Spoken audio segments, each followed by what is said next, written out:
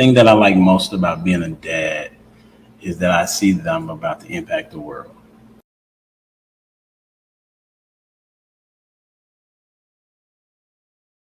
What's up? It's your boy Humble Dad back with another edition of Humble Dad Podcast. We got a great show for you tonight. Why? Because I said so. We're gonna be talking about marriage and money. Talking about what does that look like in the development of a relationship. Who is the person that's going to be over the finances? Who gets to have the final say so? And how does that? And when should that conversation even be started?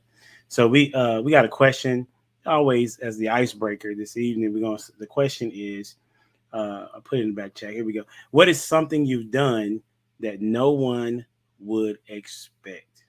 I think Dwayne might say dunk a basketball. That's what I'm saying. But we just gonna go and we're gonna start with Miss Shay McKnuckles. you, you can you hear me? Maybe I can't hear you. Let me see. I can hear you. I was on mute. I was like, no. Listen, I'm that teacher that called on you because you said don't call on me.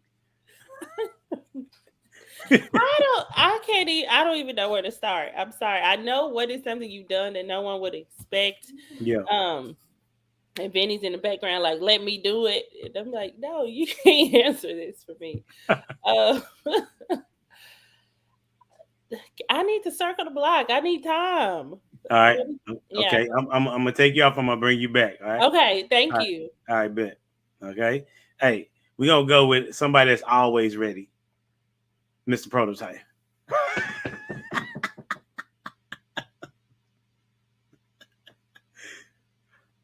You on mute, bro. I ain't never ready for this question, man. I never have an answer, and this is a hard one to even have an answer for, like, because I don't know what people are thinking. Yeah. I would say cut off relatives. I was known for always being a bigger person for most of my life, and then I got to a point where I got tired of doing the mental gymnastics to handle other people's lack of adulthood. So cut off relatives. That's what's up. That's good stuff. All right, so we're gonna bring them up to the stage. I think are you ready? Are you ready now? Okay. Bring her back up to the stage. Thank you. Round 2. Here Absolutely. What you got? So I went to the Bob Marley Museum in Jamaica and had all things weed related. Okay. Okay. Listen. I had to come with it. Yeah, nobody would probably think about that for sure. It's like everything we related. All right, so coming to the stage, he hails from somewhere in Texas, Nebraska. You know what I'm saying? Somewhere in the United States. We gonna bring him up, Mr. Sir Hale. You gotta get him. They're from Nebraska. Are you guys hearing me clearly? Am I coming through good? Yeah. Okay, good. So what's something that I've done that no one would expect? It's a phenomenal question. What I have done is I've gone on tour to sing background vocals in Hollywood with a successful gospel artist. What? Yep. That's what's up. So you 2011. That's what's up. So you're musically talented? Yes, sir. That's what's up. That's good stuff, man. Do you sing like a vibrato? Do you have like a vibrato, or you like a high tenor, low tenor, like bass? Where you at? Yes, so tenor. Okay. When I was on there, I sung tenor. Yep, it was 2011. You guys know the art. If you in gospel, you know this. Todd Delaney. Y'all have heard of his name before. Yeah. That's what's up. Prototype. I'm praying for you, brother. That's what's up. Hey, we're going to come back and we're going to welcome back to the stage. I was going to go with the person that's always late, but he's obviously still late. So we're going to go with Mr. Sir Charles, the guy. How you doing tonight, sir? Man, I'm super blessed. How y'all doing tonight?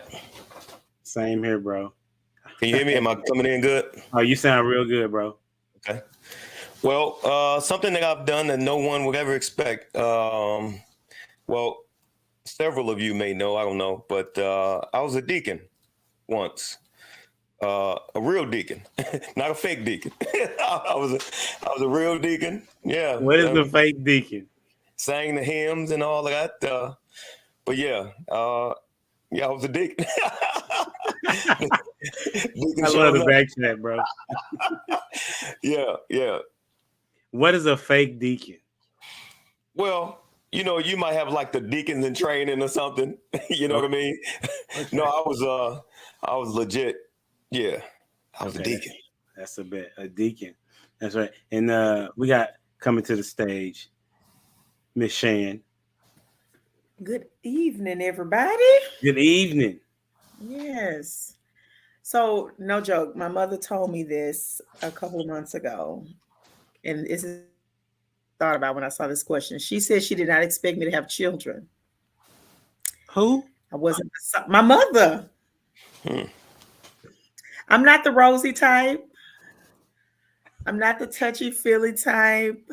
I'm the disciplinarian. Here I am with 4 of them and a teacher in education. Ain't that crazy? You stayed around. Ain't God good? So your own mom didn't think that you. That's them kids.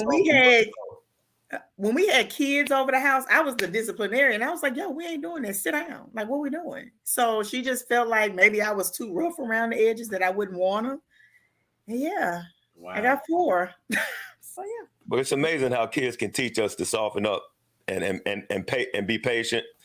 I've seen some very impatient people have kids and learn patience. Yes, sir. Yeah, that's a fact. And then welcome to the stage, my homie, my friend, Mr. Dwayne Jones. What's up, boss? Yo. What up, brother? Sorry I was late. I had to review the manual for my mic. You did. That's what My brother said he had to review. You came in and no, you ain't have no issues, bro. I appreciate that. No. You got the question? Yes, sir. I took a floral design class as an elective in high school. What? Yeah, I know. That's what's up. A floral design class. That's what's up. I say, if people don't know, I used to be a Christian rap artist / business manager / what else did I do for that? Also t-shirts, stuff like branding. So I did that for about 5 years. So that's something that I would think people probably wouldn't know. I got bars. That's what I'm saying. Now, Humble Daddy, yeah, you got a few lines for us this evening? Yeah. Like you want 2 of them? But at least 8. They say, okay, this is okay. All right, got you. For sale sign on my heart shows I need a buyer. They laughing at me because my life resembles flat tires. Before the purchase, he checked me for loose wires. Changed my life tags before they expired. Nails crossed thorns, blood is how I was acquired. Since the exchange, my blue book doubled in value. Windows rolled down, call his name even louder. Comes when I need him, like Kit from Knight Rider. Floor mess lighter, the face of Jehovah Jireh. God, my provider, he's my designated driver. Together we ride, others stop and admire. His love so deep, I call him the insider. Got a grip on my life like it was a steering column. He's known as the way, so I sit back and follow. I'm going to a place that's spiritually higher. Interior match exterior is what he requires. ladies and gentlemen, MC Humble Daddy in the building. Appreciate that. So yeah. What song was that one? That was from We Ride. That's from We Ride. Banger. Those were the days. I see you, Humble Dad. You know what I'm saying? Yeah, appreciate that. So we're gonna get into this, man. Today's topic obviously is gonna be marriage and money, but we're gonna start with a question that I had saw this video. I'm not gonna play it, but the guy had asked a guy asked the man or asked the woman, could he be able to tell you what to wear and what not to wear? Okay. That was what the question was. She said, absolutely not. And he said, well, I believe that I should be able to have a part in what it is that she's wearing if I feel like it is something that is too revealing. Right. Then also on Bruiser's show, the ladies were talking And she said, I think that it's important for women to not think about that. They should think more about what they wear because children are watching, is what she said. Right. So let's talk about that. How do you or would you address how your spouse dresses? How do you or would you address how your spouse or significant other dresses? And we're going to start with Prototype. Oh, I thought you was gonna play a video. No, But, I had a video. No, I mean straight up. Like, so my wife represents me. So whatever she looks like is my representation. So I have all the say in what she wears and how she wears it. So I mean, it's my way or no way. It is what it is. Okay. You know the rules. Who goes next? Let's go with Sir Charles on this. Yeah, you know what? By all means, man, a man should have an input on what his wife wears for sure, because she represents him.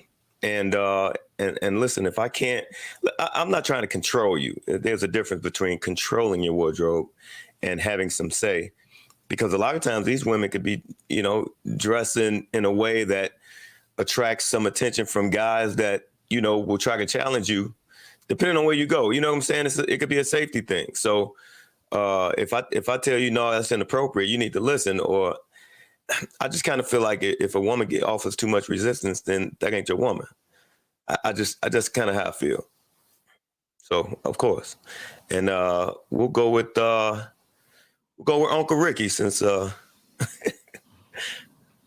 What's up, family? What's happening, man? Sorry I'm late. No worries. Appreciate you being here, boss. It said, how do you or would you address how your spouse dresses?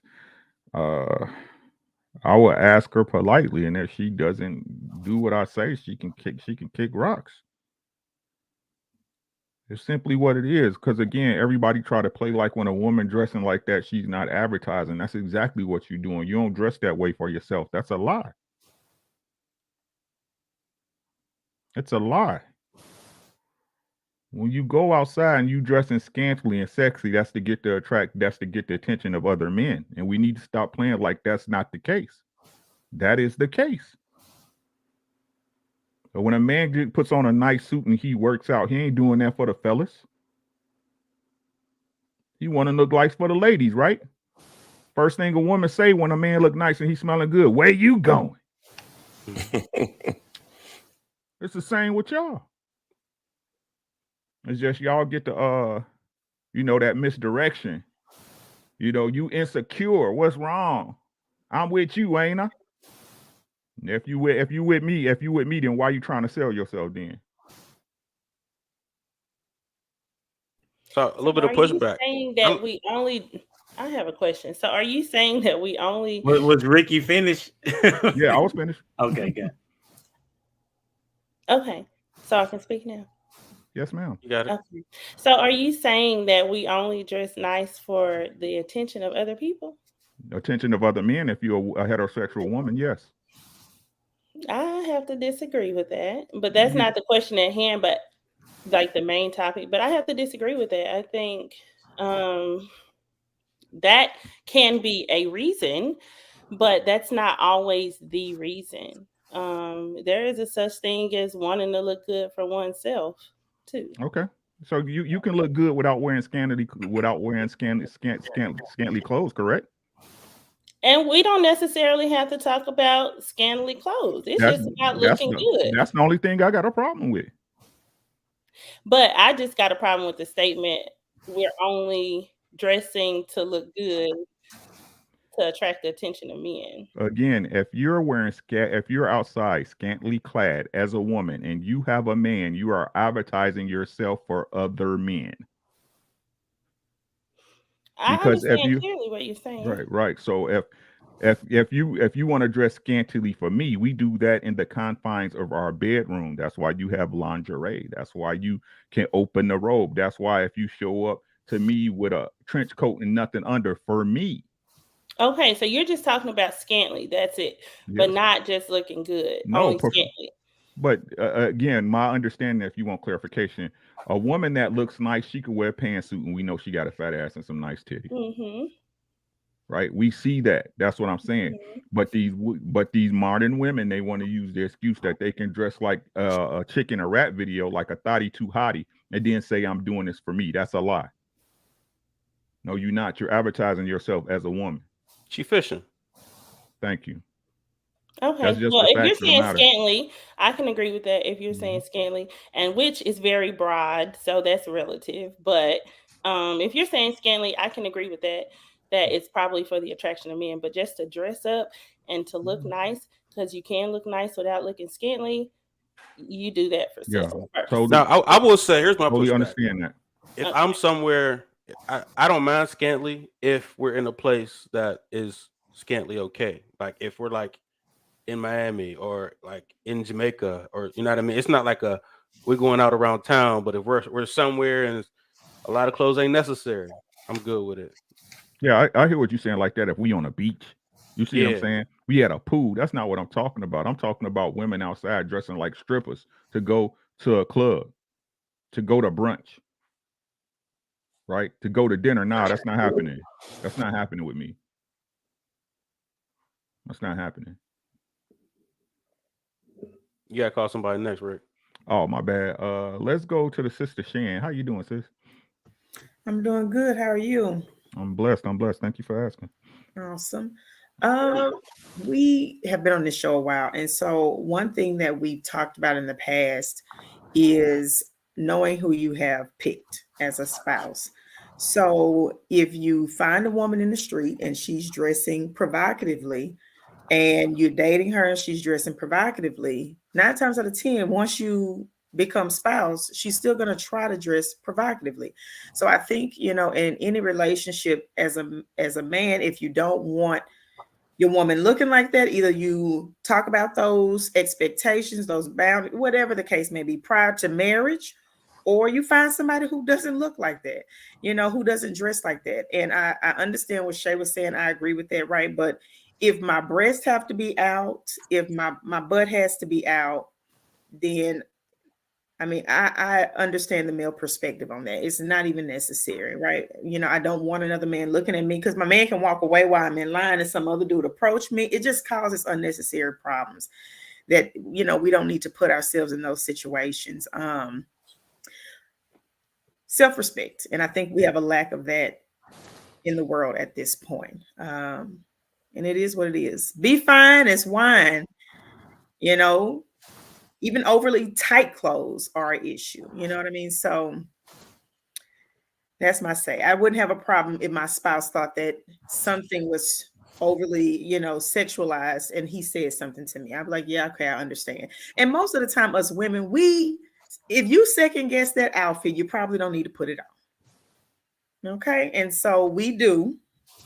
And we'll convince ourselves that we should wear, and we go on out there, and that it is what it is. So there you have it. Should you be able to tell your man what he's? I think I should, absolutely. Like, babe, men now, those pants are getting tighter. So, sweetheart, I see your acorn tree. I need you to put it away. Hey, what you doing? So yes, absolutely. I think the same thing. If the sweatpants are a thing nowadays, honey, do you have drawers on? I mean, men are going out here with no drawers on, and sweatpants. Seriously, how many Instagram videos have you seen where they purposely are wearing things, doing jump ropes? And no, what are we doing? No. So if he can tell me, I should be able to tell him. Who you got going next? Come on, Dwayne Wayne. Oh man, yeah, I believe I should be able to speak into that and have it be respected, because it does go both ways. And my wife has told me, like, hey, you can't wear that. Go turn right back around and go on in there and change. But yeah, also I see Prototype's perspective too. Like, yeah, if you out and about, but there's a limit to that too. Like, and what Shan was saying, like from the start, like that was a criteria. Like, I wasn't about to have to try and bend that and fight that fight. If you dress a particular way before, typically you're going to continue that. So, good thing my wife, she dresses conservatively. I don't have to fight that battle. I don't even have to really think about it, because just like what you're saying, if you have to second guess yourself, you probably shouldn't be wearing it. And who hasn't went here? Sir Hell, have you? Yeah, come on with it. Yes. I want to say this though. It's interesting that this is a question, because for years we assumed that women just dress their men. No questions asked. There's no assumptions. She dress them how she want to dress them. But it's a big deal when we're talking about women taking advice from their man. I think it's ridiculous. So of course a man should be able to. It just a couple of different things. Now, Shay, I know you said, because you're a conservative woman, I can tell you love the Lord with all of your heart. But most women, I'm telling you, when they dress, they're dressing for the attention of other people, whether they're doing this on a conscious level or on a subconscious level. So if she's being sexy and sexual and she knows the attention is coming, there's a reason she's digging for that. No woman who dresses to show herself is doing so because she feels confident. You can be confident when you're getting out the shower, but when you go into public, there's a certain way you ought to dress. And if she does dress in a certain way that brings attention, it's because she's craving it for some reason or other. Now, I will have a caveat. Like if you go to California and you have the body type, that's different.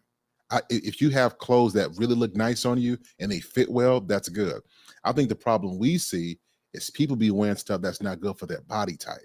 You know what I mean? They want it to be sexy. They want it to be provocative, and it doesn't fit them, right? So I say if you're in your 20s and you have a nice shape, nice figure, dress really well, right? But as you get older, you should know how to dress more modestly. And of course, take the advice of the person you're with, because what else you gonna do, right? So why you put an age limit on that? There's women out here in their 40s looking bad.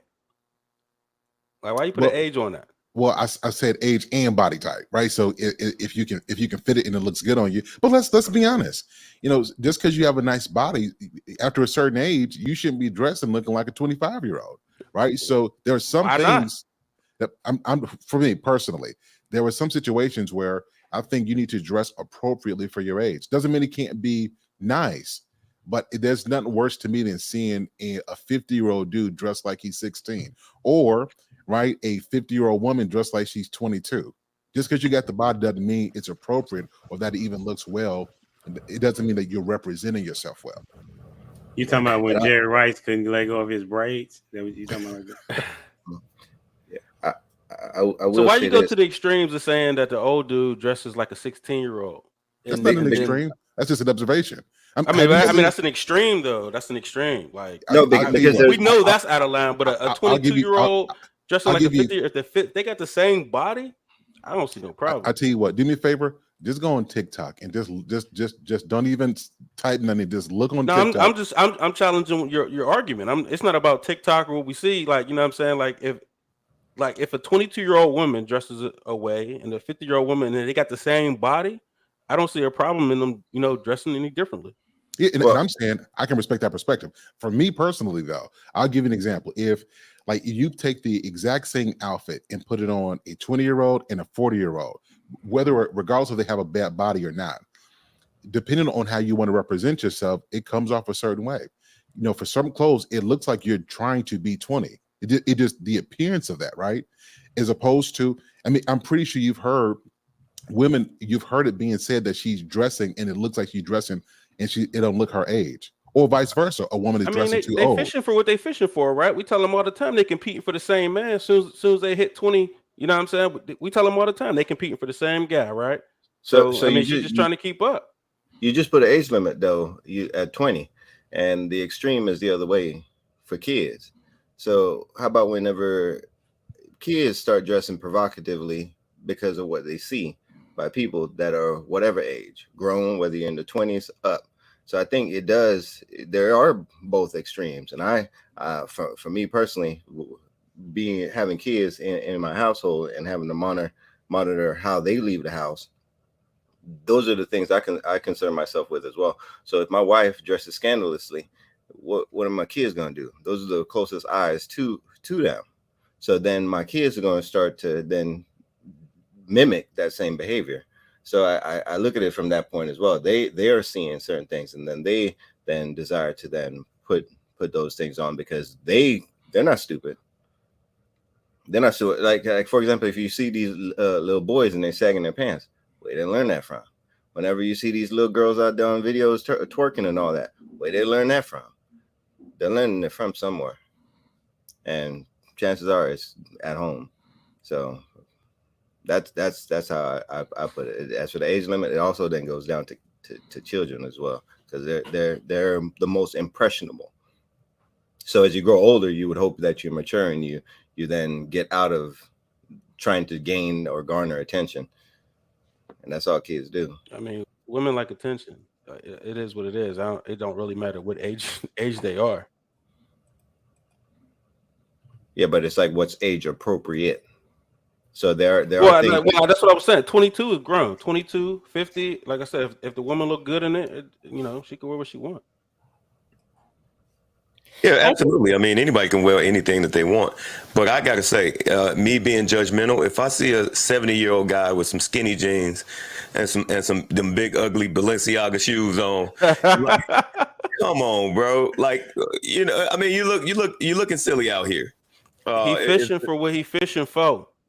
And I'm just saying, hey, he can wear whatever he want. Hey, more power to him. But he looks silly. I mean, and I think the majority of people would agree with that. But nobody's really saying you can't wear that. Absolutely, you wear whatever you want. You just look out of place. I'm an advocate of wear what you feel most confident in. And because I want you to be yourself. And I'm not saying that you have to dress skimpy or if he feels confident with his shirt off or whatever. I mean, there are boundaries, I guess, when it can become disrespectful. And we'll have that conversation, but just to monitor it consistently, with my partner, I want you to be confident and comfortable. So whatever that looks like for you, then that's what I want you to do. I think in my first marriage, I was that person who was monitoring how he dressed and everything and trying to put the clothes together and stuff like that. And I would much rather me already be comfortable with your style and what you look like and what you like to dress like and going into that versus me not liking it and then trying to change so much. That's really a low priority, like low vibrations for me, honestly. We got bigger fish to fry than what you putting on. Okay, bet. All right, cool. So concludes the first topic. I just know that conversation happens a lot within these spaces and things of that nature. And I think it's interesting that women want a man that's a leader, but not for him to have control. I think that's very interesting. All right. So, but nevertheless, So controlling and leadership. Yes, because for example, I mean, you're a boss, right? Mm-hmm. Do you have control over what your employees wear? No, I give them full flexibility. I run a very unconventional, not corporate like business. I do. You come in what you feel comfortable with. That's just the same. So if your point, one of your employees came in dressed like a bum, hadn't showered, you would be okay with that? They don't do that though. That's not my question. But if they came in and they had on some slacks and some sweats and a t-shirt, I would be okay with that. But I didn't ask that. That's not. I gave you a different one. You said I don't know what you mean a bum is. Like they gotta smell bad? Sure. What are you saying? comfortable and not bathing. Okay. Yeah. They haven't washed their clothes. That's very extreme. It is. But extremes happen. That's very. I've been doing this 14 years. That has not happened. Okay. Like, come on. Okay. What may I ask? Because I don't know. I'm new to this, right? And I'm an accountant, so we're in a black and white world. Okay, so you deal with numbers, right? Mm-hmm. So what type of accounting do you do? Is it true numbers accounting, money to market? What type of accounting do you do? So we do small business, real estate investors, and wealth taxation, $1 million or more. Okay, awesome. Thank you. So you deal with numbers and you have to be very specific on the numbers, right? Black and white numbers, men lie, women lie, numbers don't, right? Mm-hmm. But let's say you had an employee, right, that was fudging the numbers to get a bigger bonus. We can't do that. Right, because you're the boss, right? Right, because we would get in trouble. Right, I'm not going to jail behind anybody. Exactly, because hold on, Okay, because you would suffer the consequence of that person being under you as you as an employer, correct? Correct. So you have control over your house, over your establishment, correct? I do. I have control, but it's not like a strong arm fist. Everything that I say goes control. That's probably why I've been able to have my team for as long as I have. Most small business owners don't have their team for 10 plus years, right?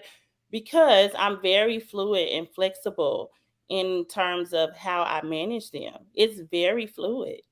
And because of that, I've learned in my 14 years of being a leader is that, yeah, you have control, but you really don't have as much control as you think. It's just like the president of the United States. You're trying to encourage other people to operate at their highest level, right? So in order to do that, you don't lead with a strong fist by being in control. You actually do the reverse. Give them flexibility so that they can be in a position of control, and then we define it and make tweaks as necessary. Right. And that's where I found success. So, but at the end of the day, are you the boss? Are you the head of your organization? Yes or no? I am, but nobody would know that. Hold on. Look. Okay. So again, you said you give them flexibility, right? Again, you're still exhibiting control. You're controlling them the way you want to control them. Right? So again, give me a second, ahead. right? No, we put this negative emphasis on the word control when we have so many different forms of control and influence. Like you influence, right? And you hopefully train your people to be flexible and smart, and hopefully right from the beginning, you're picking people that you won't even have to lead, right? Hey, I hired you for a reason, right? Right? So I think it's influence more than control, though. Influence is control. Influence is more powerful than anything. Humble Dad know how I feel about this already. Influence is more powerful than power, right? Because if I can teach you exactly what you just said, if I can control your thinking, I'm your God. Whoever controls the paradigm is God. That's control. Y'all don't want to say the word because it don't feel fuzzy when you say it. No, but that's it's not control. That. I think when people say control, or how he said it, was like control meaning that you have absolute say in every situation. And I don't think that that's really the case. There are some things that are outside of even your control. It happens. Yeah, I'd say, of course, there are things that we can't control, but then there are things that we can. And I think that whenever we are intentional in controlling what we can control, I think that's where it's important. And I don't think it's a negative word or a bad word. It can be like there are extremes to it. You could have your kids, running in the grocery store out of control, or you could have your kids chained up close to you where they can't go nowhere. Those are both ways of controlling. But then I put it like this, though, from a societal standpoint, as for the way that you dress, like, I'm not sure if y'all saw the story about that teacher in Canada where the trans teacher wearing the fake prosthetic breasts to class for the kids. Yeah, no, you got to control that, right? Like, you can't be coming to school wearing that. Another thing is these parents taking their kids to these drag time story hours.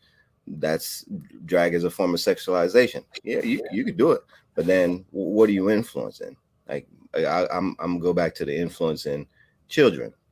So I do see these things in our society, especially whenever it comes to dressing. Like, I'm not going to have my son walk out the house in a dress. I'm gonna control that. I'm just be honest, and I just won't. And as much as society is like, oh yeah, let your kids, let them choose, let them pick, let them have control. No.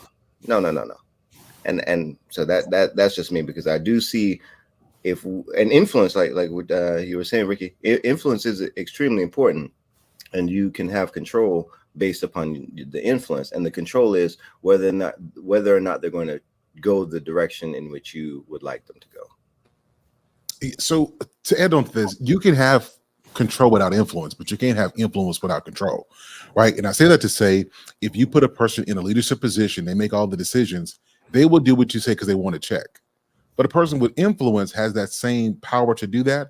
But Shay, people want to work for you, so you don't have to say everything. To me, that's influence.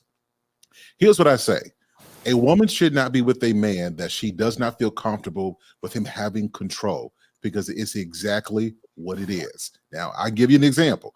If your home is on fire and you're not going to say, let me influence this fire to put it out. Let me leverage my influence. No, you're going to try to control the fire, because control is a more direct on approach, so that matters don't get worse. So the real thing is, don't put yourself in a position for a man to have to control. Let him influence you.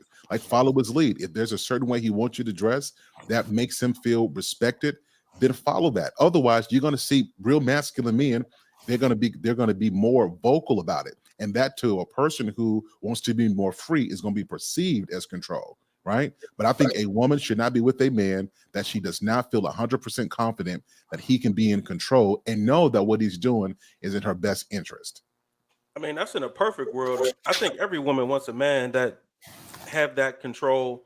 I think realistically they have to, not settle, but they have to take what they can get. And so in a lot of cases, they don't like that option. You know what I mean? But they don't want to die alone and get a dog, so they'll get the what they think is their not their level. You know what I'm saying? They'll go for that dude and they'll try to run him, and they can't. They don't want his influence. They just got him just to pay them bills for real. So I think ideally every woman wants that man that's going to lead them and put them in the right situation. But every woman can't get that guy, and some of them realize it more than sooner than others. Good dialogue.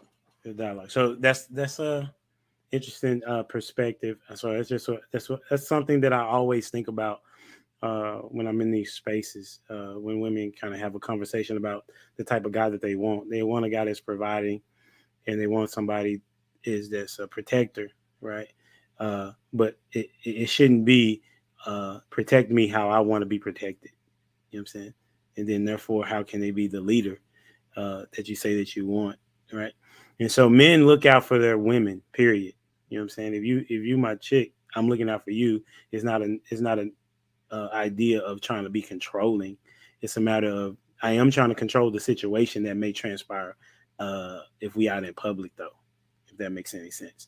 All right, so we're gonna move forward, and this is gonna get into like the money type conversations. And I want to know when should finances be discussed during the courting process, right? Or do you wait till you get married, then y'all start talking about, okay, this is how we're gonna spend the money? Is it day number one when you find out that you really like this person? Is it after the engagement? Like, when is that particular time frame that you would have that discussion? And we're going to start with Shan. I really think it's layered, right? You're getting to know somebody immediately. Do you have money coming in? Like, that needs to be, are you employed?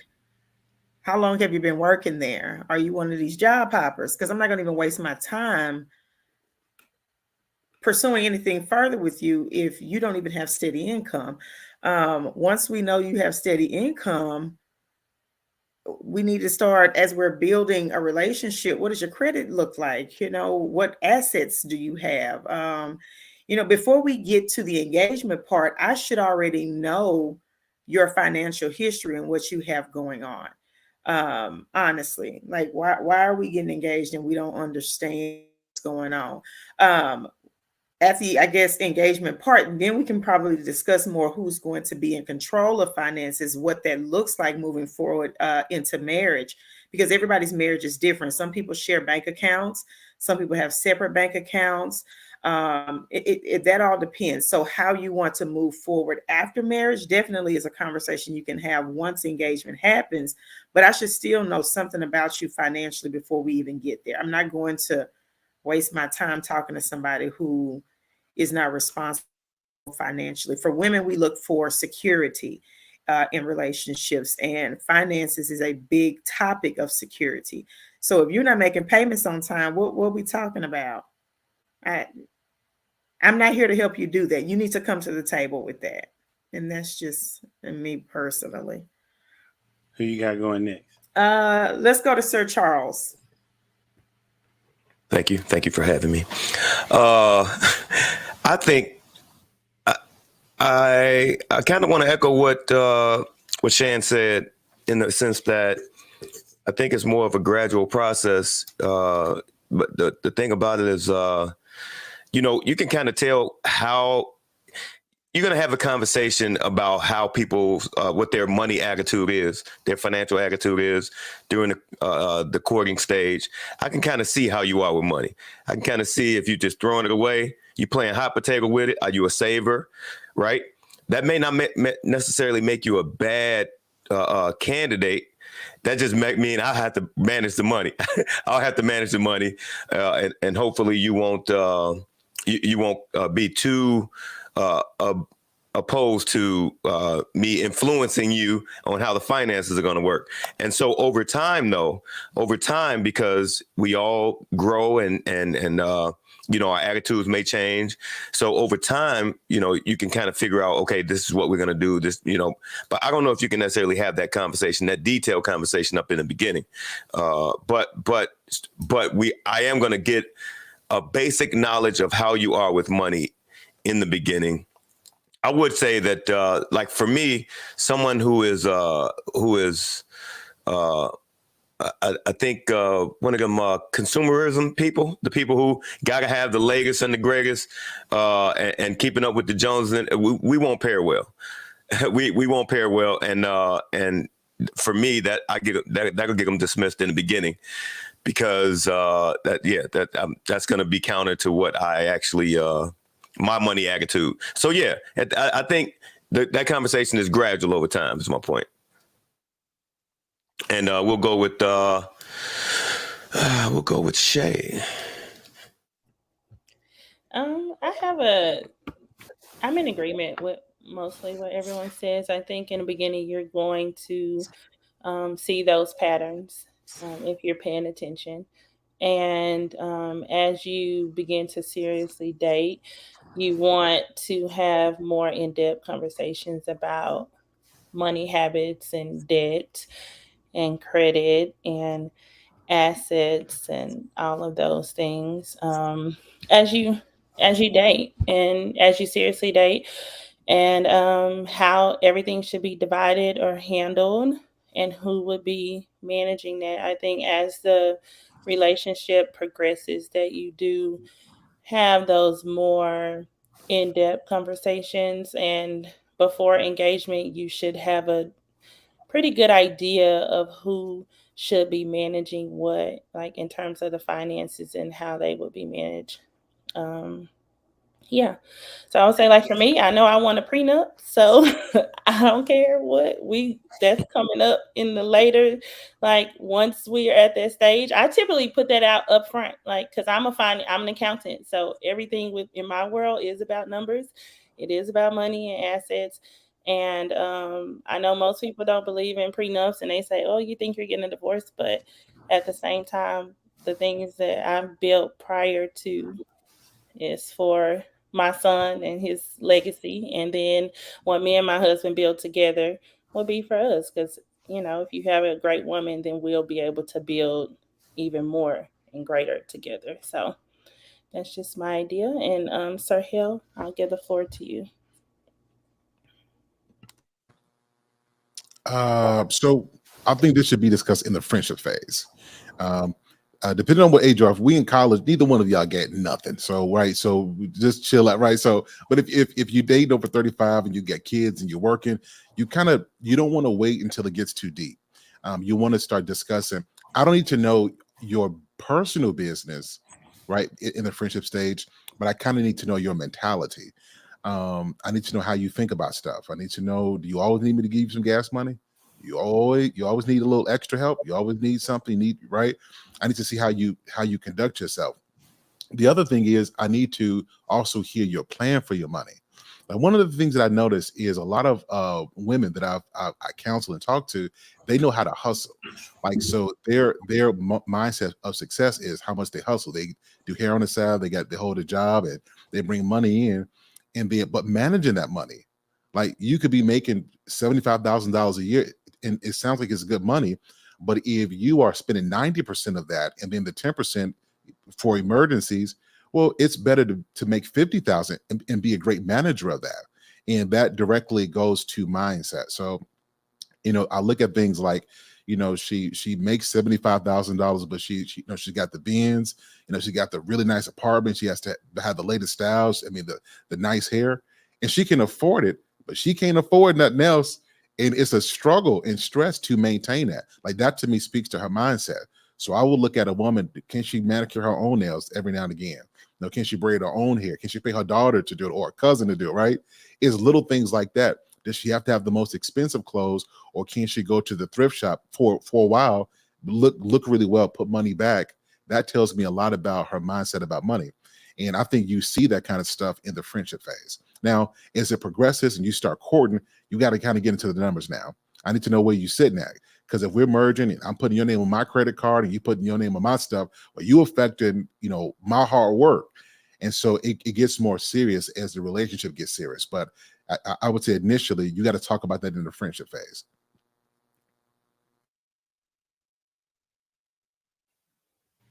Who you got going next? Let's go with a prototype. I would agree with most of what you said, right? The financial conversation should be had well in the beginning of whatever, as soon as you realize like, oh, this person might be around or I want this person around. I think you should start having a plan on how you want things to move. And I'm talking about as far as the man and, you share that with her and if she agrees. I think it's one of those things that you use to vet as well. You know what I'm saying? So have that conversation as early as you can and let her know what you're trying to do, what you need her to do, what she's bringing in or how she's going to move financially and so on and so forth. So, and of course, over time, start implementing those things out. So, as soon as possible, I would say, you had that financial conversation about what's going on, where's it going to go, what the plan is, and where, how things are going to be invested. So, let's go with Dwayne.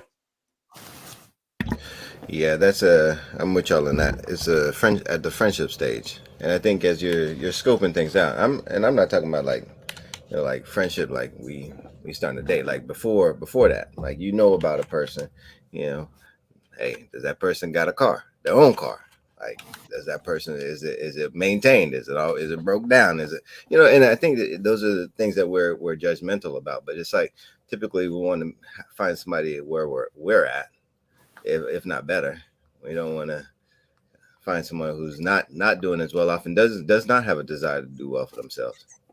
So it's early on.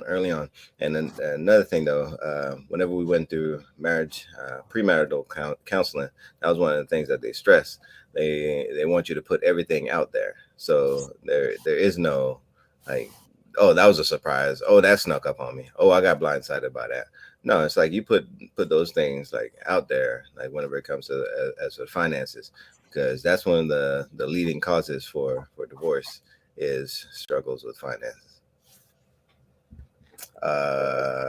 Let's go, Ricky. Have you won yet? No, I haven't. Thank you. Money should be discussed from the giddy up, from the beginning, right? But I also think a lot of people, and I agree with all y'all. I mean, y'all spitting facts is kind of what it is. I believe in being observant. You know what I mean? You can only have money problems for so long from anybody if we dating. It's just what it is, right? So you should be paying attention to your mate. They spending habits. Are they people that gotta have the best of everything? Like I don't believe in setting a lifestyle. I don't do that. I provide the necessities. Anything you want extra, that's on you, right? That's on you. I think that's the biggest thing, man. I have an understanding that once a woman gets to a certain standard, it's real hard for her to go backwards, and I ain't gonna do that to myself. I'm not gonna do it. Now, if you want to do it and you break your credit card, hey, it's on you. The house, I got it, right? The house, I got it. Insurance, I got it. We gonna take care of this, right? Because I'm not gonna let you fail me. You gonna fail yourself, right? So, but it should always be discussed in an open-ended conversation. But pay attention. You know what I'm saying? You seeing them Amazon boxes coming all the time, every day without failure. You know what I'm saying? You need to say something, right? But again, man, at the end of the day, when it comes to finances, I believe as a man that you are responsible for the home. You provide the house, she makes it a home. You provide food, she makes it. She nourish you with it, right? So again, at a minimum, we not gonna get the slack that the woman get for blowing off money. So you have to be super responsible with the family because at the end of the day, it's gonna fall on you anyway. I just want one other comment. Something I noticed, man, women who be like, I don't need all that. I don't need all that. I appreciate it, but I don't need all that. I think fellas look for a woman who got a little bit of that in her, who like won't let him just because some dudes we be thinking you gotta shower her with stuff. We just like if you raise that way, I gotta give her stuff with money. If you get your woman and she's like, I don't need all that, we probably do something different with that. Like that's a woman you probably want to keep around. Like, because very few women actually do that because a lot of women's love language is stuff. So if you got a woman who like, I don't need the whole big ring. I don't need, like my wife did something like, I'm getting her a new ring, right? It's a true story. I'm getting her a new wedding ring. Y'all know how much I paid for the wedding ring she had on her finger now? I say about $750. That's what you believe? I spent $43. That's what I'm talking about. At Walmart. And my wife, I'm getting her a new ring now. I done bought a house and the car. She got everything. And she said the reason she wants to keep it on is because it's a sign that the ring, the price of the ring don't mean the worth of the marriage. And I thought that was cold. I'm like, that's hot. That's hot, right? So I said that to say, find you a woman who get her nice things, right? You do nice things, but priorities make a difference. And if she's not so focused on material stuff and she like we could put this 10,000 toward the house or toward buying an apartment building or something like that, like that's a woman you want to keep around because she's going to help set up stuff so buying a ring ain't nothing. It's a drop in the bucket because you've got different streams of income coming in. So just a little sound for brothers. Get you a woman who is okay with saying I don't need all that. Sometimes that's a benefit. Facts. Yeah, there's this little girl back in my junior high school at the entrance of the apartments. We used to catch the bus. I was like, oh man, I'm fresh from California back to Texas. I'm like, hey, she's pretty. Let me write her a note. Wrote her a note. She wrote me one back, and I read it. She was like, I like gifts. And cut. Immediately, I didn't write her back. No, I just turned the other way. I like gifts. No, thank you. Like, I don't know. Like, we ain't going two different directions like that. That's the whole reason why I cut dating short. You know what I'm saying? I was like, man, they want like you to pay for everything, right? Which is cool, but like if I'm going on all these dates, like I'm gonna have to be forking over some money. You know what I'm saying? I'm like I'm frugal with mine. You know what I'm saying? If I got it, I'll spend it. And if I know where it's coming and going, then I'm good. But yeah, everybody made some very good points. I think that like I'm with Ricky, it should be discussed at the beginning. You know what I'm saying? Because the relationships that you should be trying to have should be leading towards marriage, in my opinion, right? And otherwise, you just wasting time. And so, you know, on your first date, I think Shan was kind of saying it too, like, you know, what you do for a living, you know what I'm saying? You have steady income. I get that, you know what I'm saying? Okay, or what's your plan? You know what I'm saying? What's your intentions? Things of that nature. Because dude may not have the money coming in like that right now, right? but he may have a plan that will be beneficial for him to have money coming in, right? Just depends on where he at in life, right? So that's just my take. So anybody else want to have something to say before we transition to the next one? Yeah, real quick. Dwayne said he cut them when they say the gifts are their love language. You know, I never admitted this to anyone, but I swear when a woman tells me that her love language is gifts, I'm like, I start looking at her sideways. I promise you, because here's my perception, and I know I'm generalizing, right? But women have insatiable appetites for stuff, attention. Maybe it might be attention, it might be time. Whereas you might get a little bit of time, and then now they want more, or they might want, So gradually it increases. So when you tell me gifts, I'm thinking at some point, those Tiffany bracelets ain't gonna cut it. You want you want a Birkin bag, and then at some point the Birkin bag ain't gonna cut it. You want to. I just be. And I really believe I seen it play out with one of my partners and his wife.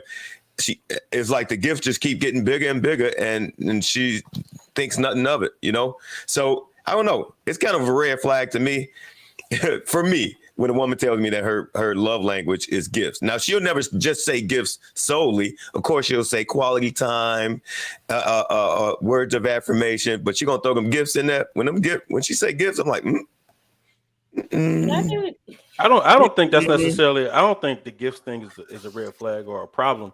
As long as you're getting your love language in return, you know what I mean. So, like, if she's trying to give, if your love language isn't gifts and hers is, and she keeps trying to give you gifts, then that's the problem. But as long as she's giving you what you want and you're giving her what she want, that's balance to me. So and I don't think it's the expectation.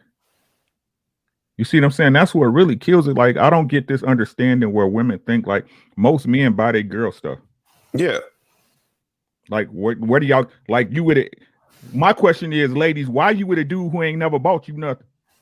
Did you hear what I said? And here's the thing. And I know people might want to swing on me for this. I don't like buying gifts on Valentine's Day. I don't, only because I feel like a sheep. I feel like a sheep in there. Everybody flocking to the stores, and this is the day that I have to show you love because everybody else doing it, right? And what about the other 364 days out the year, right? If I just don't listen. So that'll be on you to show that love to other days. I don't like the idea of being controlled. Nobody's gonna tell me when to love on my wife. Nobody has to tell me when, and I just feel like that's a form of control. I am anti-control. so you with Shay. Say what now? I said, so you with Shay. Shay don't like control unless it's her way of Well, no. No, that's the difference. I'm saying like things like Valentine's Day, Sweetest Day, those things like that. Those are marketing tools, and we fall into it every time. Christmas is another big one, man. I seen people go broke and they bought what they wanted and suffer for what they needed, just because they feel like at this time I need to show people my love them by buying gifts with money that I don't have. Now, I'm not saying, I'm not even concerned about the budget piece. I just don't like society telling me when to show love to my person. I don't like it. I know when to do it. When to do it. Hold on real quick, Richie. Were you finished when you had elbowing people for Valentine's Day? No, I was gonna let them go. It's cool though. It's cool. Okay. You know what I'm saying? You hustling for the flowers and the balloons, and you get everybody standing in the aisle. I just be looking side to side like, this is crazy. I don't like it. Yeah, man. I catch so much flack for that. So much because I don't like that. Exactly what you said. That's for the commercialization of everything.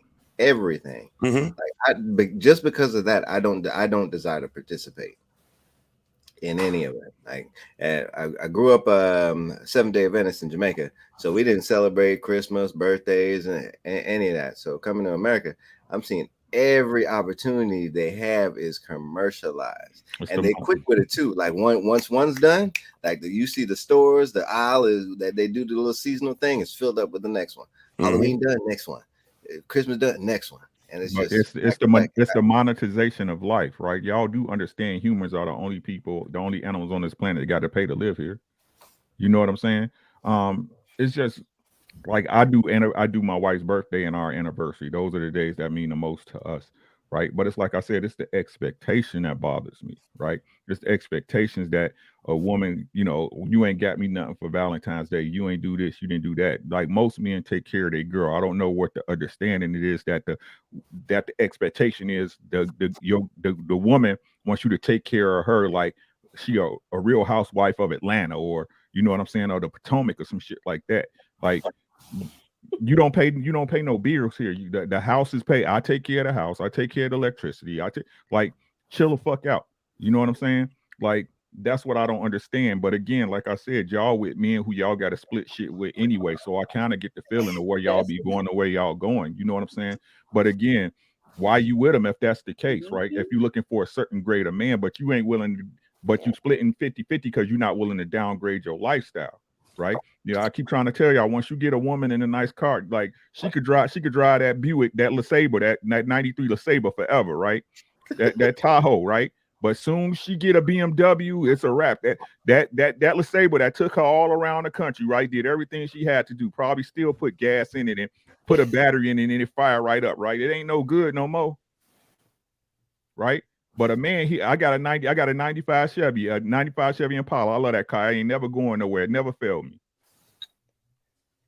I Right? still got my Honda, okay? Right? It got 300,000 miles on it. I'm just joking. No, but that's what I'm saying though. Like again, if you with a man, like what else could you want? Like if a man is taking care of everything, fine. What else do you want? You just greedy. No, I think the thing is, a lot of let Ricky finish real women quick. want to be able to show off. No, I'm done. I'm done. I'm good. Okay. I'm good. A lot of these women want to be able to show off. They want to be able to show off their man and what their man done for them and the things, And I heard this guy say at work one time. He said, "Hey, once you take a woman to Rome, it's hard to get her back to the farm.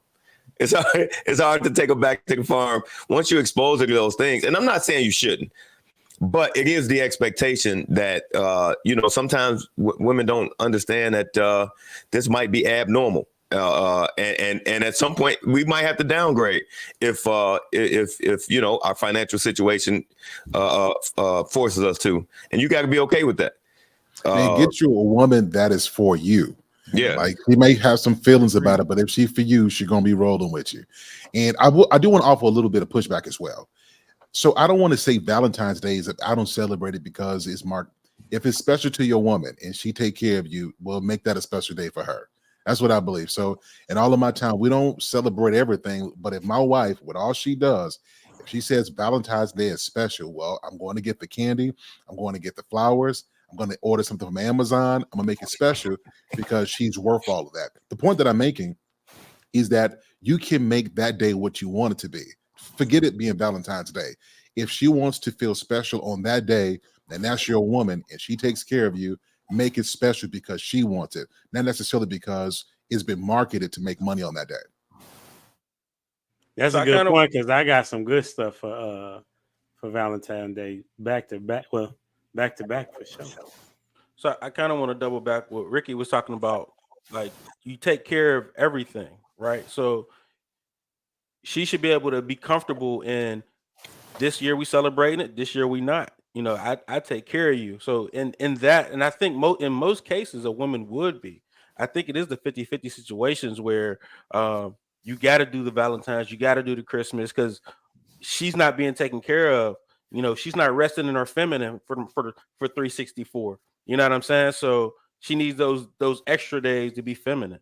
You know what I mean? So if you keep her in a feminine space, man, like those extra little days, the Valentine's Day, the Christmas, she don't care nothing about that because you take care of her every day of the year. So it is what it is. And I think most women will understand that. Your words, in an ideal world, you're right. Even as such, women still want to have a day to feel special. You know what I mean? It don't have to be every day, but so if you're celebrating your anniversary, maybe that could be that. I'm just saying a lot of guys think, and I used to think this way because my wife hasn't. We just talked about this moments ago. Lady never paid no rent, mortgage, insurance, car. She just ain't. She ain't show nothing about that. And as a man, I'm like, that's enough. I take care of the bills, take care of the heavy stuff. Look, you should be appreciative. Well, that's my responsibility as a husband. When I married her and we agreed that I would do this, that's the job, right? I'll reverse it. So my wife does the cooking. I ain't wash the dish. I don't know how long it's been. I don't cook meals. I don't do any of that. Well, she can't turn around and say, well, I cook for you, so you should feel special. No, every now and again, my wife will just say, babe, let's go out someplace and let's just be me and you, right? Because you have a job, but then on top of that job, your job is to make the person you with feel special, however they want to feel that. And so that's all that I'm saying. We got our core responsibilities, but at that same time, we should be doing stuff to demonstrate just how much I love you and just how much I value and I appreciate you. And so if we're going to take this day to celebrate that, then that's what we're going to do. Even though you know that I'm consistent around the year, just this day is set aside to let you know how much I love you, girl. You see what I'm saying? I think that's the way it's supposed to be. I think, okay, so I'll explain a touch further. For me, I would rather be off the grid. I'm not really concerned about what the rest of the world is doing. I really want to move to my own beat. That's why I subscribe to the minimalist lifestyle. I don't want to participate in consumerism. I don't do nothing, like literally in my own lane. And I've been very fortunate. To be with women who rocked with me on that same level, because listen, I understand spontaneity. You know, I could pop up and say, hey, let's go somewhere in 2 weeks or whatever. Can you get the time off? Stuff like that. And that's me. I like operating on my own terms. That's just me. And so if I don't know, I'm just saying, for a woman who would want to celebrate every holiday and this and that, I don't know. That probably wouldn't be for me. I think. Oh, go ahead. I'm sorry. No, you go ahead, Shannon. I've been talking. You go ahead, sis. I think for women, I don't think that we understand. Like, I am the type of female, I don't want to really celebrate any of those things just because I don't want to be part of the crowd. And now that I am dating again, I actually get more because I just choose not to be involved in it than I would have with trying to ask for it. Like, who cares that it's Valentine's Day? I got gifts that I wasn't even expecting. Thank you, and I appreciate it. But it's not something that I asked for. Anniversaries are great. Birthdays, if you choose to do that. I think it's about what your household has going on. What is your plan overall for your household? Does that include all of this extra stuff? If it does, great. If it doesn't, so be it. I'm a little bit more, I'm different. I'm not like these other women out here. What's the bottom line? I mean, I was taken on a date and I asked him, did you go over budget? Because if you've gone over budget, we done. Like, let's just move on. You know, that was me. I pay for dates sometimes. Sometimes I slide my card. I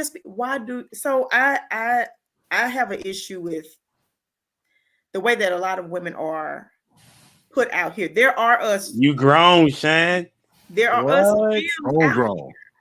I'm talking about, like, I've known Shan for a while. Like, this is a new thing for you, Shan. See? Because I don't have time for it. If I want to go out with you, fine. If I don't, it is what it is. If you want to spend your money today, good. I got you next time. We are adults. We are all trying to get somewhere. We're trying to meet goals. We're trying to do things. We're trying to leave legacies. So I don't want whatever we got going on to get into the way of that. Is the key thing. What legacy are we leaving together? If that doesn't include all this extra gifts, so be it. If you can make it work, so be it. And I got pushback for Sir Hell. Right? Look, we realists. We know the world around us. We not blind or not privy to it.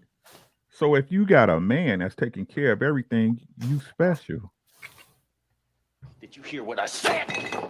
You should know you special already, because you know your girlfriend down there struggling. Come on, man. Your girlfriend down there struggling. As a man, if you got a woman that come home and she cooking and she cleaning, you know you special, because you know your boy, girl, he going to work for 13 hours and come home to nothing. Right? Why do people got to be so extra? Right? When a person loving you should be enough. Right? And this is what I'm saying, Sir Hill. It's not like it's not. I love you, girl. I'm gonna get up. We gonna do date night. I'm gonna make you feel special that night. Get up. Don't even. Hey, just get up. We getting out the house. Let's go. Right? Pull up. Hey, you got some hoop gold? You did I ever get you some hoop earrings? No, you ain't. Hey, pull up 2 weeks. Hey, I got you some gold hoops, baby, just cuz. Right? But then you want to come to me talking about I want something on Valentine's Day. Get the fuck out of here. Right? That's what I'm saying. Right? It's the expectation. If a man like I don't. My woman take care of me. Y'all know me. I love my old lady. You know what I'm saying? Ain't no expectation for nothing big because Valentine's Day hit the sweetest day. Nah, baby, you here with me. We cool. You take care of me. Right? It's that outside world. We want to, and other people want to see what it looked like, what y'all doing. That's why people do that stuff. Right? You special because I'm here and I'm taking care of you. You could be one of the statistics everybody like to say. You a statistic. You could be one of them out there. Right? So again, it's just the understanding, right? I hear what you're saying. I understand, right? Like I upgraded my boo-boo too. You know what I'm saying? Started off small, went big, right? But that's gonna happen regardless. It's the extra stuff that people be asking for that be killing me. Nah, your woman take care of you, boy. Chill out. Be happy. You know what I'm saying? Treat your girl right. Hey, that man take care of you. Fix him a meal, man. Rub that man's feet. What's going on? Right? That's all I got to say on it, man. Okay, so I got some pushback for the pushback for the pushback. So I think I need y'all to understand. So Christmas, we don't really buy gifts. Valentine's Day, we really don't buy gifts because it's just pretty much what you said. If she was on here today, she'll tell you she don't need nothing. Like she don't want for nothing. What I'm saying though is that it's not really about her saying I want to spend time on Valentine's Day. I should be proactive to say, my girl, this woman to help all 4 of my kids, take care of my kids. It should be something in me that just want to do something a little bit more special to just show my gratitude and appreciation for her. So I'll give you an example. When I go out to dinner, the waiter, they have a base salary. There's an expectation though that I'm going to give a level of gratuity based on their service. I think that if I can give gratuity for a server at a restaurant, then every now and again, I can apply that same mentality for my wife who regularly goes over and beyond to make my life better. That's the concept that I'm talking about. That's good stuff, man. I'm gonna read these super chats real quick. These are going directly to Ricky, and anybody that want to stream, you always can, right? Let's see. Pokemon says Matthew 15:8-9 traditions of men. And BZ, formerly Baby Zaddy, $5, loving the HD and Ricky Williams collab, positive vibes on a Monday. All day, every day, for sure. Appreciate my people being here, man. Have y'all seen or heard of the story where a woman had inherited some money and the man wanted her to pay off his student loans, but she said no? Damn. Damn. She was at home school parent. I heard this from my lady, so I didn't get to read the story. And so the question was, who was wrong in the situation, right? But I went to go find a different one. We can talk about that if we want to, but I went to go find a different one. I don't know if it's the same, but the situation was the guy had inherited some money. I think it was like $20,000 because his pops had passed away. And he began to spend it on whatever he wanted to spend it on, like vacations and things of that nature, without his wife, right? So then the woman had asked him about it. And he said, "Don't worry about it. Okay, I'm doing what I want with the money." So then she comes back and somebody passes in her family, and she inherits a lot of money to the point where they can buy the entire block where they were living at the time, right? And he asked her, why don't we do X, Y, and Z with the money? And she said no, right? And so the commentary was who was right and who was wrong in that scenario, which I'll care to speak on that for about like 2 to 3, 5 minutes. What would you say? Who was right? Who was wrong?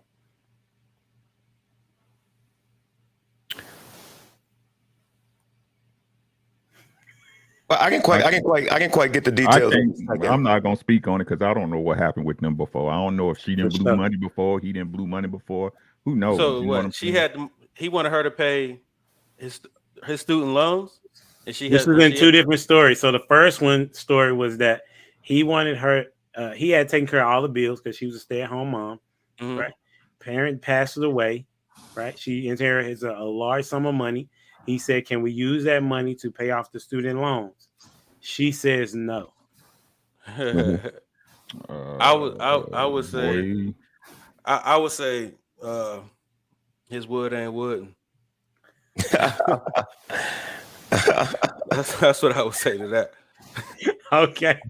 We're missing too much context. exactly. I from can't. it. That's fair. You can say that, but that's the information that I got. Right. What's the sum? How much did he owe? So What it other was things was did he about have 5 done? times of what he owed. It was Oh, about 5 then times of what he owed. as long as if it has to be a conversation, you know. It So, was. She said no. Well, and that's an issue because that's not a woman who necessarily agrees or aligns with whatever vision you all have. Like, that particular story could be looked at two different ways. I've actually there's a lot heard of missing context. Yes. That's fair. financial advisors say that you should never pay your student loans off. You should always just have a note for the rest of your life. I've actually heard financial advisors say that because the money that you're paying back, you're losing it's costing you opportunity costs based on that money being invested somewhere else. That's what I hear. Now, whether you follow that or not, maybe she was thinking along that lines, like, why would I dump $100,000 into a student loan and get nothing? Whereas, perhaps we could just continue to pay the note. I mean, or whatever you call it, the payment, and just have anybody else ever heard that you should never pay your student loans off? Yeah, it depends on how you're trying to hit your credit score. So you want to pay certain things, but but here's the real issue here. He asking for what to do with this money. I believe if this is your wife and you are in a position of leadership, you're not going asking, baby, can we do this with the money? There should be a goal or a plan with this. That to me is the problem. He's not asking for the $20. I mean, the $20,000. It's he going to his wife asking, can he do something with the money? That ain't the way it's supposed to be working. There's got to be somebody who is in leadership. There's got to be a clear vision and goal, and any money that comes in has to be applied to the goals that have already been established. So that's the problem in this whole thing for me. He asked, she said no. That's a huge issue. Now, So- would that imply that he may be as financially knowledgeable or savvy with money as she is? He may be foolish with the money. He could be. Maybe she's smart. I wouldn't say that because he been handling all the business. So Obviously, that's yeah. a false So assumption. I'm saying there's a lot of context. And This is missing. responsible that's why enough I to said what I pay the said. I But think a will say woman. this. I will say this, just like that story goes, that a man's loyalty is tested when he has a lot, and a woman's loyalty is tested when he has a little. At that point, she had more money than him, right? So she probably looked at it like, you ain't on my level. Now that's another flip of the story. Whereas, a woman's loyalty is tested when she feel like she can crap on you, right? You ain't on my level, son. And perhaps it could have been that situation. But I know a real life situation where a man is not as good with money as his wife is. He's really not. And so it's probably best for her to handle it. And so if putting that in conjunction with me hearing financial advisors say that it is ill-advised to pay your student loans off, maybe she was going in that direction. I don't know.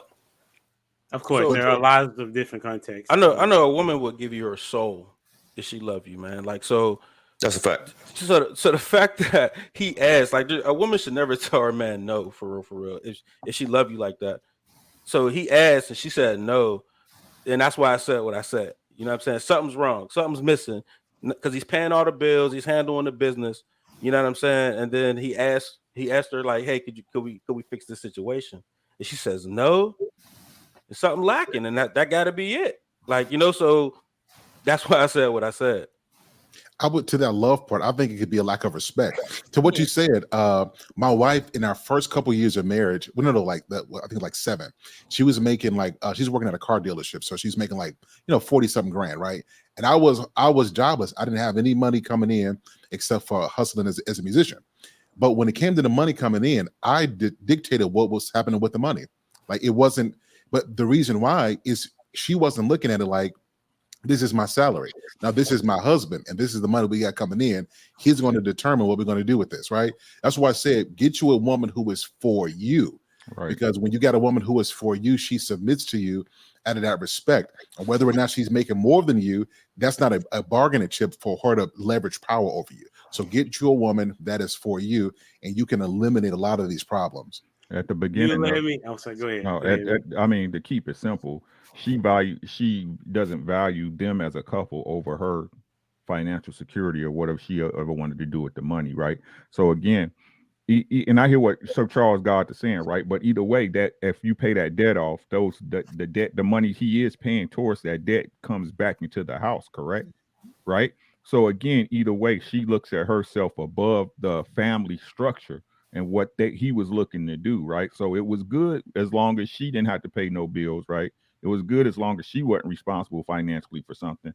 But as soon as he tried to put it on her, she's like, nah, dog. You know what I'm saying? So who's wrong in it? She's wrong because she's wrong. So.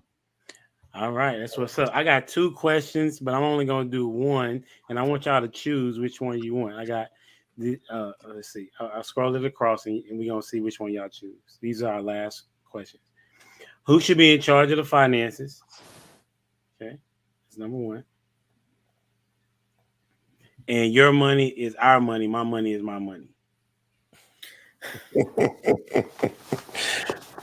I think question 2 sums up both of them.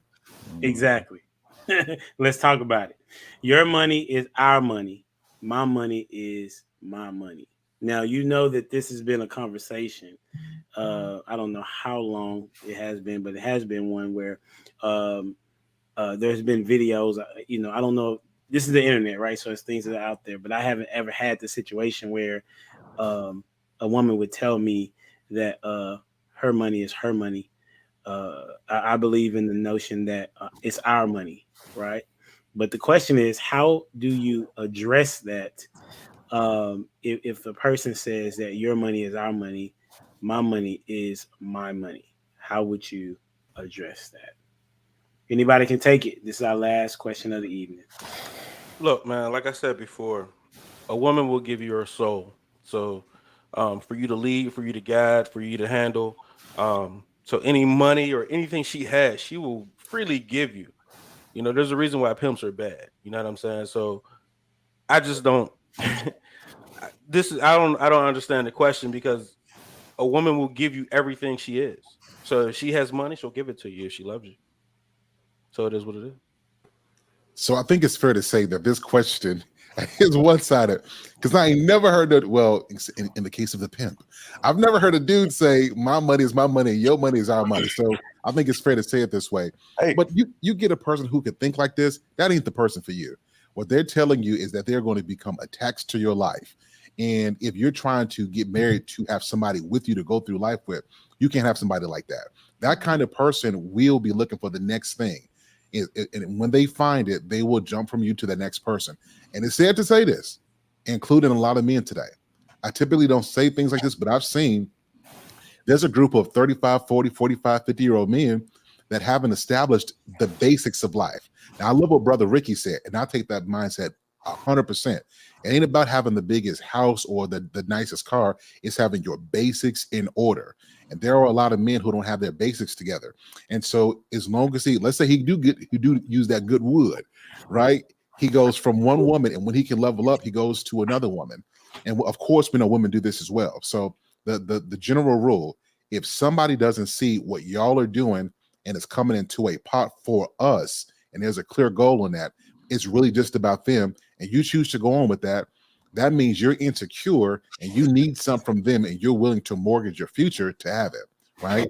If somebody is saying that all of y'all stuff is theirs and theirs is theirs, they're communicating that they're selfish. And if you choose to go forward with it, you you kind of have to expect anything you get from that. It's simple. Like, they're a liability. That's the easiest way to put it. Somebody who tells you that they're a liability. They're not an asset. This is no, oh, it could be specific cases. Fuck all that. Excuse my language. Right? Fuck all that. Nah, bro. They're a liability. They're willing to take from you and not give. Do with that what you will. Stupid. You want to be stupid? Go ahead and be stupid. That's all I got.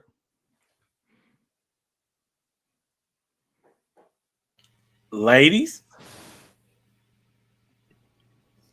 I agree. I mean, I have nothing major to add. I agree with what Ricky said and what Sir Hill said completely. Yeah, ditto. I second, third, fourth that. okay, cool. So then, that was going to be the last question, but since y'all answered so quickly, okay. So then, I like what Sir Hale was going. He said that his wife was making more money than him at the time, right?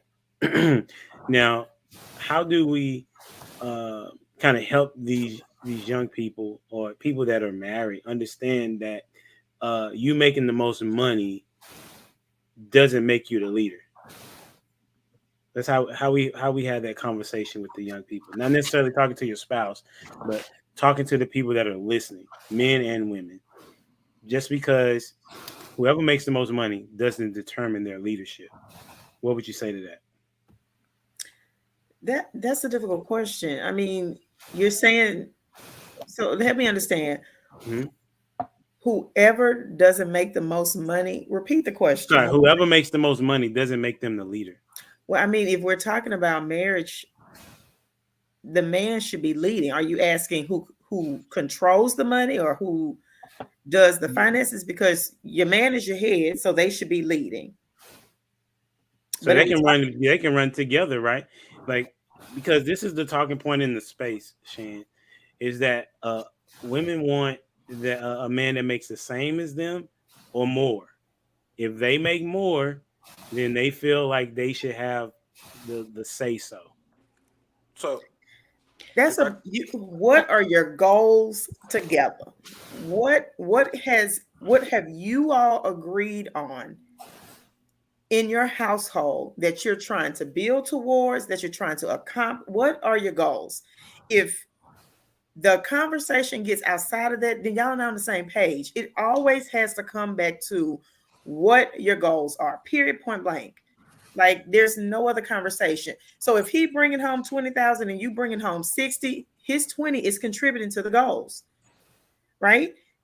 Period. If that's where he is at the time that you marry him, then you already knew what you were getting into. What are your goals at that level? You're helping him or he's helping, whatever the case is, to get to another level. Once you get there, set new goals. What are you guys doing?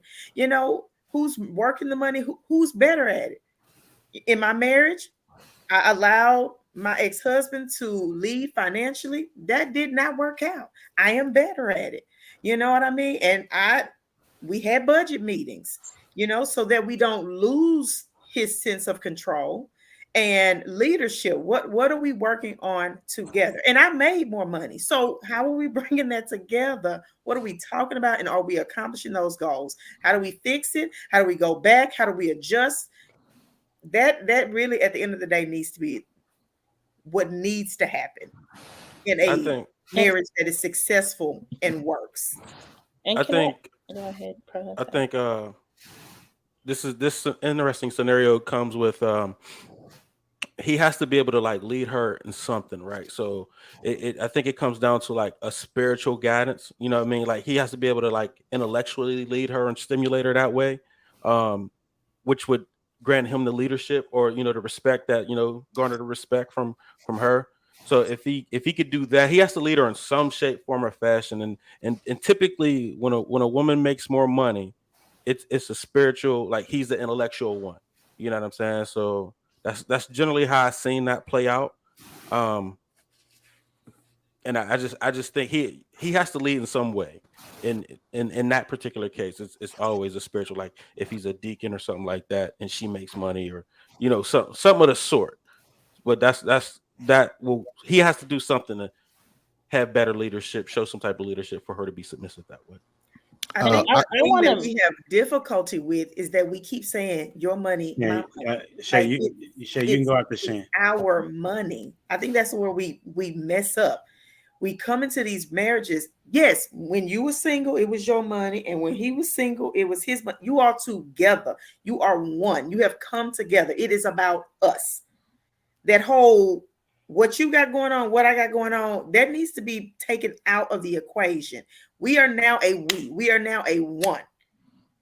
We're not two separate people. Yes, we have our own things, but when it comes to those things, we are one. And I think that's what we get messed up. I'm sorry, Shay. Go ahead, sweetie. No, you're fine. I was just saying, I don't think the amount of money matters to say, oh, my husband is the leader or not. He's the leader regardless, right? And so now who manages it, in my opinion, should be the one who can best manage the money. I know the man, if he's a good money manager, then he manages the money. And it doesn't depend, and it's not dependent upon who makes the most money or who makes the least, especially if you're married. I mean, collectively, it's what you bring in together anyway. It's not what I bring in or what he brings in, etc. But my motto or whatever for my home is like whoever is the best manager for it. And it goes back to what Prototype says too. When a woman is truly in love with that man, we give whatever, right? And so it's very easy to submit to his leadership and everything for the house. I agree with that. Prototype, you said something that I really like, ma'am. You pulled out the point about he's got to lead in something, even if that's like the spiritual part. I think that was fundamental. The other part that I want to add to this is that it's really leadership ain't about money. So let's say my wife is better at money. Like she good at it, right? Being good at one aspect doesn't make you the leader of a marriage. It's about who's responsible, right? So like, let's say she makes more money. If the mortgage don't get paid, that's on me, right? If the car don't get paid, insurance, that's on me, even if she makes more. And that's the responsibility that husbands take on. And when we say that I'm your covering, that means these basic things I got covered. And it doesn't mean that wife can't be better at something. But I think that's where so many people get it wrong. And it shows the lack of experience. I notice people who think the more money you get, that makes you the leader. They really never had none. They never managed anything. And they're trying to live a lifestyle. They don't have clear goals. So it's a difference. So like, let's say you earn $100,000 and you just trying to show off because you got $100,000 versus you built that salary because you're trying to build this home, trying to establish a family. What you get is seen differently because there's clear goals to that. And I think that's what some of the people lack. We live for people to say, man, girl, you winning, girl, you get in the bag. We're not living to say, I got a family now, and this is what a wife should do. I would even go so far to say this. I think wives should work and make as much money as they can. And the reason they're doing this is because they're trying to accelerate the amount of effort that the man has to put in to take care of everybody. So if this means my wife can work for 15 years and we can retire about 45, 50, instead of waiting until we 60 and can barely walk, then that's what a good help me does. And it doesn't mean that she makes more than me. Now she's the leader. It's like, no, she helped our marriage to get to a place where we can enjoy our grandkids without our backs being broken. We don't have any debt. We can buy assets. If you are part of a church, we can go back and give back. But that's how it's supposed to be. But when you lack those goals, money is used as a source of power against each other instead of a tool to help you guys to accomplish your life goals. So that's what I'm saying. So making more money doesn't make you the leader, man or woman. Responsibility does. And that responsibility typically should fall on the husband. Right. And hold on to the commenter. Yes, it says the woman who wants a prenup because that is what is mine before marriage. I agree with that. But once I am married, what's ours is ours. And I know how to give me $1. I know how to build $1 million. I do it. So what's my son is for him. And I stand on that, says the woman who wants the prenup, and my husband signs the prenup. I think just to say a little bit of how I think a legacy is a man's goal. I don't think women necessarily care about legacy unless they can benefit from that man in their legacy. Like if they can accomplish what they want out of that man having his legacy, I don't think she minds being a part of that. But I think generally the legacy thing and the grandkids, and I think that's a man's vision. That's not a woman's vision. I think initially you're correct. It should become her vision once her man communicates it. And that's why she's a helpmate. Like I love what Shay just said. Give me $1 and I can make it more. Like that's a wife. A wife should multiply and accelerate her husband's plans. Go ahead, Ricky. I think how we change it for the people is, especially the young folks, is teach them that money is a tool to build a better family. Not that to build a better family in marriage, not that marriage is a tool to build money. You're not gonna drop your sound bit on that? Wait. You're not gonna drop your sound bit on that? Say that again, Rick. Again, we have this idea. You know the routine. Marriage is a business, right? No, people look at marriage now as a way to get wealth, when money is simply a tool for you to establish and build a better family. Right? We got the roles reversed. Right? Y'all get married so y'all can get money. Oh, he got the bag. Oh, she making this much money. Oh, I'll be able to get the car I want if I'm with him. I'm able to get the big house if we together, right? Y'all ain't together. Like, we supposed to be together because we rock. Because we rock together. Right? But y'all sell y'all partner out, right? You will sell your partner out so you can put your kid in some Louis Vuitton shoes. Right? It's all about this look. It's all about the glare. It's all about what people on the outside see. Money is simply a tool for you to build your family to be better. But a lot of y'all stab y'all own mama and daddies in the back for $1.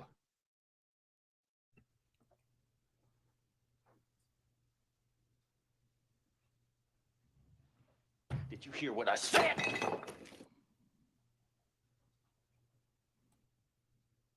But I do think that the evidence of marriage is the harvest, like of you two coming together to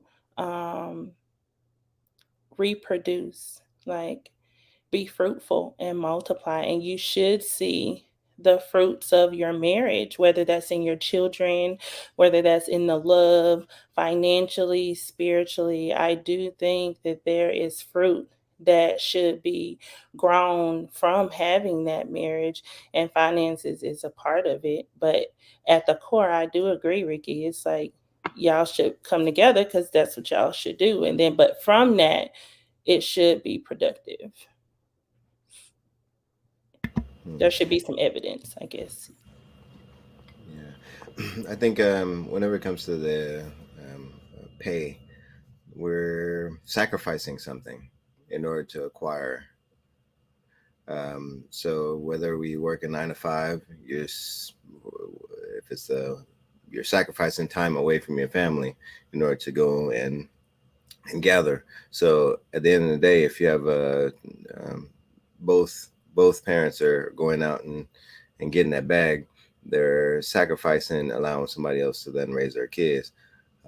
So we have to look at it whether that's worth it or not. Some people decide not to have their kids go to public school and keep them at home and do homeschooling. That's a sacrifice. So I think a part of the relationship goals have to be set up front on what they're willing to sacrifice on, or what is critically important and what's not. So from my standpoint, I could care less who makes more, just as long as the house is taken care of first, because I look at a lot of men who have regrets that they go out there and they get it, right, and then they don't. They chase that bag, but then the time that they get to spend with their family is limited. So I do find that that to be interesting as well. Went on a little tour at work, asking some of our VPs, that've been there for close to 30 years, like something that they regret, and a couple of them said as of the time that they spent with their family, because they were out there chasing, building companies rather than looking out for their kids. So I do find that piece to be important. But yeah, if you make more money, like it just depends on if you're putting it towards the family goals or not. Not only that, as a form of inheritance, the Bible says it's a good inheritance to leave. It's a good thing to leave an inheritance for your grandkids. So from that standpoint, like you, as a relationship goal, it's to build. And what you're building is not something just for yourself. You're also building it for your kids and then your kids' kids. So same thing from the spiritual piece that y'all were talking about, right? You're having to pour in somehow, and an inheritance is not just finances; it's also then what they learn. So they're looking also as money management, life management, time management. They're looking for a lot of these things. They're watching a lot of these things as for the movement. So whenever it comes as for selfishness, for me, like if you over there stacking nets for a rainy time, to me that's, you got one foot out the door. And for me, that's you're not committed to me. And once I see that does not bring me reassurance or security. So from that standpoint, I know one of the most important things for women is security. So for that, like, hey, just like Bob Marley said, like, as for all my cards are on the table, I'm not playing no games. You know what it is. So, hey, we set those goals and then we try and achieve them together. If somebody strays off, we try and corral them in, but hey, and remind them of the goals. Can I add two things to what Dwayne said? I think that's a really good point. And I think Ricky said this as well. Somebody said it about something to do about kids. I think we have to start teaching this as kids, because a lot of us, if you were raised without thinking this way, it's going to be like it's going to be a world change when you meet somebody and y'all talking about putting stuff together and it's us and it's we put this in one pot, we got goals. So it's important that we as parents, we start conditioning our kids to understand how to work with somebody growing up so that it's not a shock to them when they have to. And I think that that's why so many women today have that pot to the side. And I did a couple streams because I do believe that marriage is a business. I believe my wife is my business. I take care of her. But I talked about that because a lot of us were raised to be fearful. So go get your degree, go get an education, go make some money so that in case it doesn't work out, you can always land on your feet. That's fear-based teaching. And I think a lot of the women who adopt that, let me put some money to the side for a rainy day, want love, but are operating in fear. And we know that perfect love casts out fear. So I think we got to start teaching that to our kids early on so that they have that mindset and we don't have to hurt each other and argue so much to fix something that could have been established in our youth. So parents, teach your kids that when they get older, it's about working with the person that they're with, and quit instilling fear in our kids just because our relationships didn't work out. That was dope, man. I really appreciate y'all time. Once again, it's been a phenomenal show. Appreciate the chat.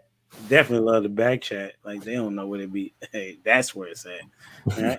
Shout out to Prototype. Got a show tomorrow, 9:00 Eastern, right? Eastern, yep. We're talking about God and man. Come check us out. That's a bet. Then you got Miss Tax Season, Shay McKnuckles. Go check her out on Instagram. And then Shan, she stopped doing the TikTok videos. She does hair on the side. Got other things that I've got going on. She's a hustler. She's a hustler. Just want you to know. All right. Sister in love.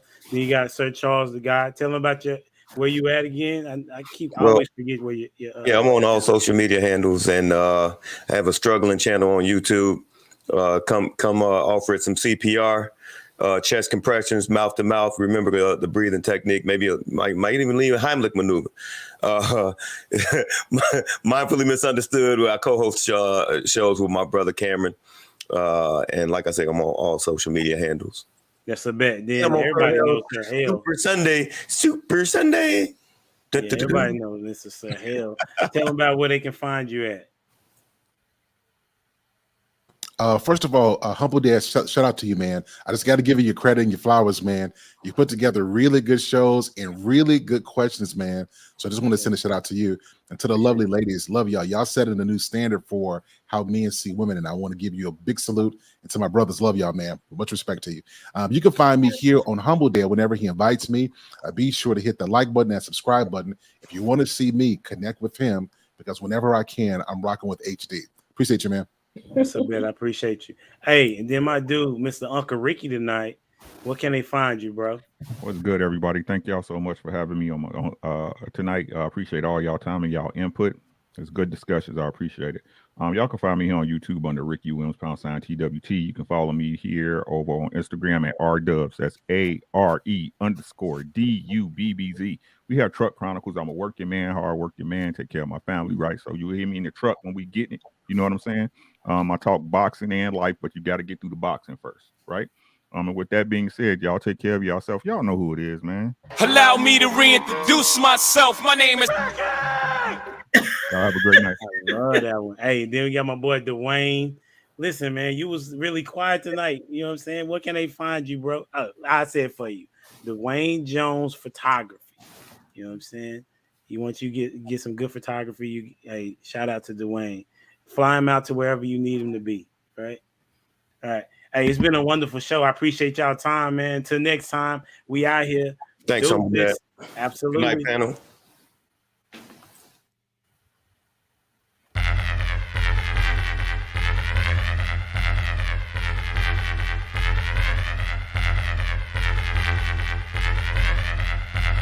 The boy is dangerous.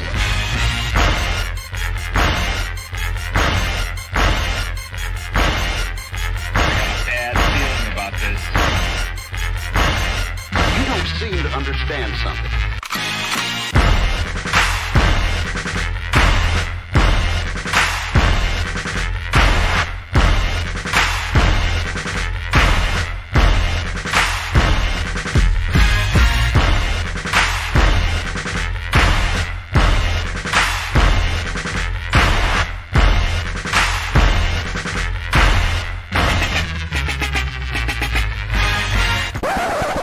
The thing that I like most about being a dad is that I see that I'm about to impact the world.